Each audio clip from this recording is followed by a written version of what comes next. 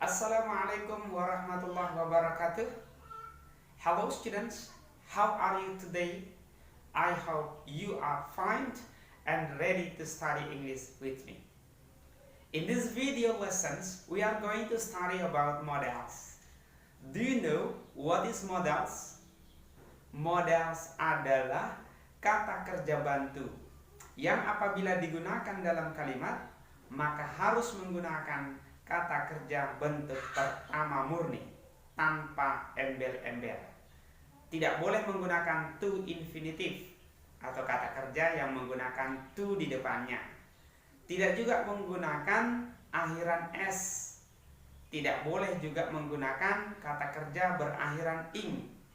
Atau tidak juga menggunakan kata kerja bentuk kedua atau kata kerja bentuk ketiga. Sama sekali tidak. Well students, apa saja modal yang akan kita pelajari pada kesempatan kali ini? Modal yang akan kita pelajari adalah modal bentuk pertama. Apa saja modal bentuk pertama? Ini dia. Can, bisa atau dapat. Will, akan.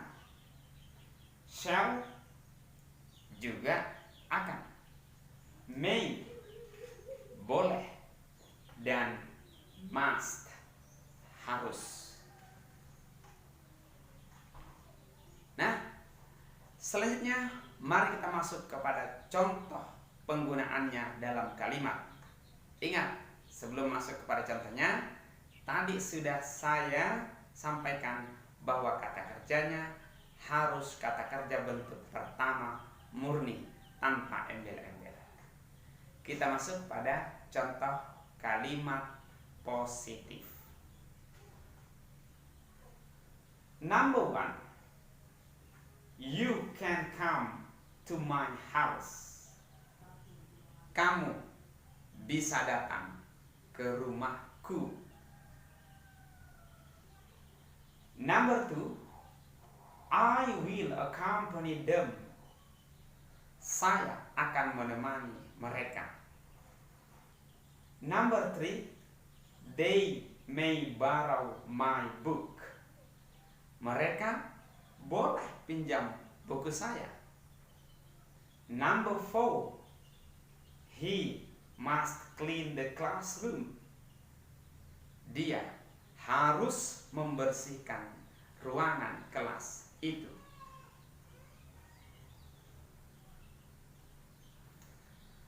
Students, selanjutnya mari kita coba untuk merubah kalimat positif tadi ke dalam kalimat negatif yang berarti tidak. Bagaimana caranya? It's a piece of cake. Hanya kacang goreng, gampang sekali. Caranya adalah dengan menambahkan kata not setelah modals. Jadi kalau tadi nomor 1 kita menggunakan can, bisa atau dapat, maka kalimat negatifnya tambahkan not menjadi cannot, tidak bisa atau tidak dapat. Nomor 2 tadi kita menggunakan will, akan, maka dalam kalimat negatifnya tambahkan not menjadi will not, tidak akan. Nomor 3 tadi kita menggunakan may, boleh, maka dalam kalimat negatifnya tambahkan not, may not, tidak boleh. Dan nomor 4 tadi kita menggunakan must, harus.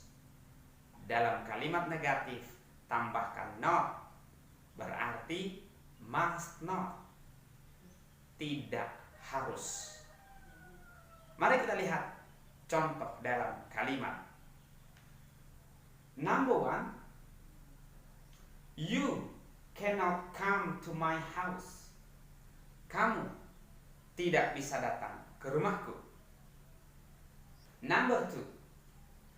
I will not accompany them. Saya tidak akan menemani mereka. Number 3, they may not borrow my book. Mereka tidak boleh meminjam bukuku. Number 4, he must not clean the classroom. Dia tidak harus membersihkan ruangan kelas itu. Gimana? Gampang? Easy? Mudah untuk merubah kalimat positif menjadi kalimat negatif. Cukup dengan menambahkan kata not setelah modals. Well, students, setelah kita mempelajari contoh modals dalam kalimat positif, kemudian kita merubahnya menjadi kalimat negatif, maka untuk selanjutnya, yuk kita coba merubah kalimat positif tadi menjadi kalimat interrogatif atau kalimat tanya. Bagaimana caranya?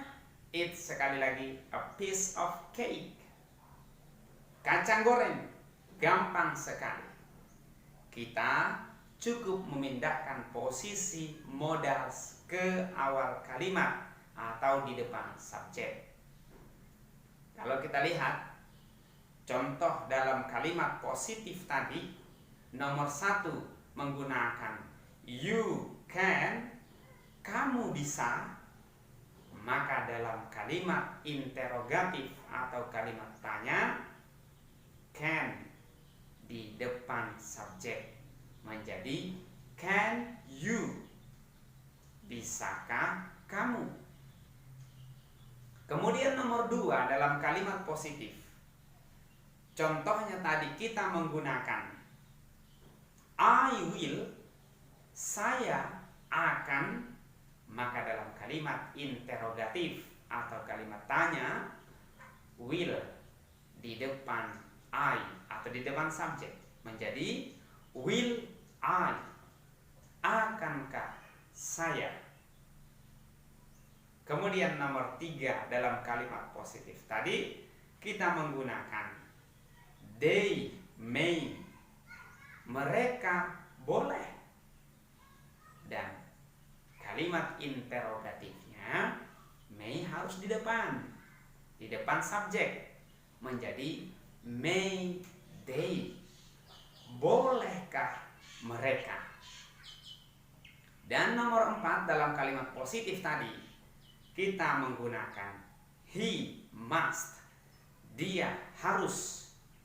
Maka dalam kalimat interrogatif atau kalimat tanya, must harus di depan subjek menjadi must he, haruskah